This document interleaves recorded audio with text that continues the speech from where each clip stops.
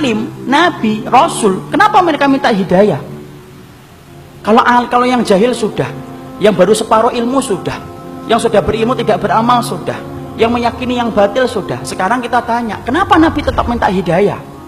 Kalau 4 tadi menceritakan tentang diri kita, tapi kalau kemudian yang kelima, kenapa Nabi dan orang-orang soleh yang mengikuti jalan para Nabi, yaitu para sahabat, para tabi'in, dan kita yang berusaha untuk mengikuti mereka, ridwanullah alaihim, kenapa kita masih tetap minta hidayah? Karena belum tentu apa yang antum dapatkan kalau sudah benar itu menjamin antum itu meninggal dalam keadaan itu. Kita apa pernah menjamin bahwasanya kita akan mati husnul khatimah dalam keadaan iman? Siapa yang menggaransi iman kita? Tidak ada. Minta hidayah supaya Allah itu memberikan istiqomah setelah kita dapat ilmu yang benar. Bukankah Allah menunjukkan lembaran-lembaran kehidupan sejarah, banyak orang yang mereka itu bertabur iman di awal kehidupan, tetapi mereka matinya murtad. Bal'am bin Ba'urah, apa kurangnya Bal'am bin Ba'urah? Hidup pada zaman Nabi Musa, di mana doanya dikabulkan oleh Allah setiap waktu-waktu yang sempit dan terdesak. Sampai Malik bin Dinar berkata, karena mujabud da'wah fi syada'id. Kalau sudah bicara tentang Bal'am bin Ba'urah, Masya Allah, doanya selalu dikabulkan oleh Allah dalam keadaan genting. Kata Malik bin Dinar rahimahullahu ta'ala ketika menafsirkan surat Al-A'raf 175. Tapi matinya murtad. Rajal Unfuah, sahabat Nabi, dipuji oleh Abu Bakar, dipilih oleh Abu Bakar untuk menjadi delegasi sunnah, mendakwahkan kepada Musalam al-Kadzab. Matinya beriman, murtad. Ubaidillah bin Jahsy yang pernah menyelamatkan kehidupan agamanya sampai ke Habasyah. Ketika Nabi masih di Mekah, ikut di dalam hijrah yang pertama, hijrah yang kedua ke Habasyah. Beriman? Tidak, murtad di Habasyah. Kecintaannya minum khamr menjadikan dia murtad. Seorang muadzin yang diceritakan oleh Imam Qurtubi, murtad ketika kemudian tergiur dengan pesona seorang wanita yang dia lihat ketika adzan di tempat yang tinggi. Orang dulu ketika adzan naik ke tempat yang tinggi, melihat seorang wanita begitu cantik turun, ini gentle dia ini.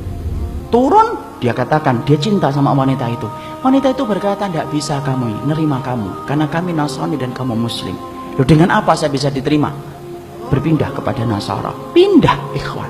Murtad, meninggalnya di hari dia meninggal dunia. Akan mencampuri istrinya, naik ke atap, kemudian jatuh. Belum sempat mencampuri wanita yang menjadikan dia murtad. Siapa yang menjamin? Ini yang kemudian kita khawatirkan. Minta terus hidayah.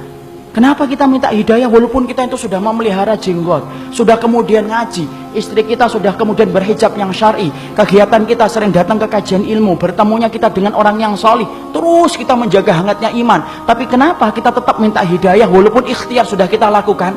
Karena tidak ada yang menjamin antum akan masuk surga kecuali Allah.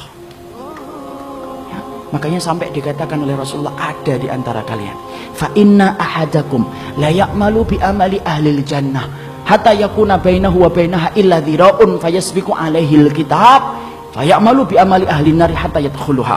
Makanya sampai Nabi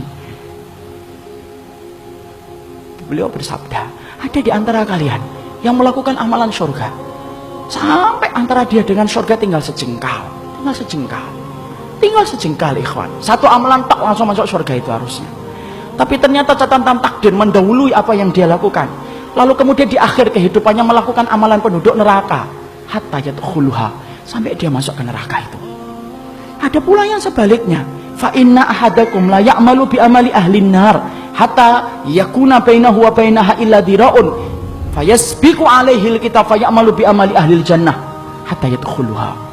Nabi kemudian berkata sebaliknya, ada pula di antara kalian yang melakukan amalan penduduk neraka terus sampai antara dia dengan neraka tinggal sejengkal tak, kata Nabi.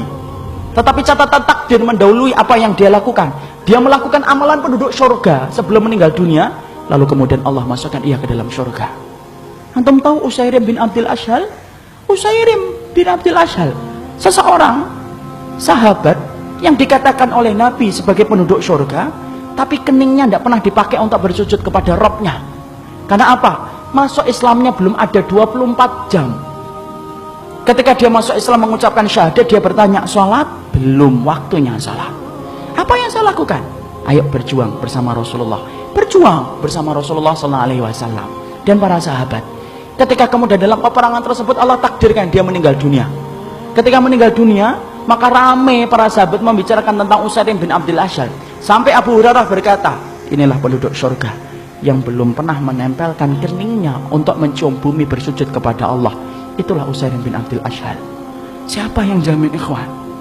Jangan sombong kalau kita hari ini sudah ngikut nitib, Pak. Jangan sombong ketika kita hari ini sudah ngaji. Belum tentu itu akan menjadi jaminan bahwasanya itu menjadi keimanan kita ketika meninggal dunia. Jangan magrur. Apa itu magrur? Tertipu dengan amalan kita. Merasa bahwasanya amalan kita itu akan pasti menjadikan kita masuk surga. Siapa yang jamin? Minta hidayah kepada Allah supaya kemudian kita diberikan oleh Allah. Kalau antum betul-betul orang yang solih, supaya hidayah yang antum minta menjadikan antum diberikan istiqomah sampai antum meninggal dunia. Itu yang kita minta kepada Allah.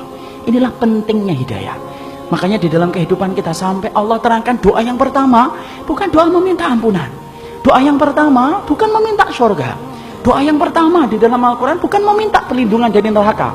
Tapi doa yang pertama, ikhwan, antum sebagai hambanya Allah diajarin oleh Allah. Kita diajarin oleh Allah minta hidayah. Karena kalau antum sudah dapat hidayah, antum diampuni oleh Allah. Kalau antum sudah dapat hidayah, antum dimasukkan surga oleh Allah. Kalau antum minta hidayah, antum akan dijaga dari api neraka. Dan itu didahului dengan hidayah.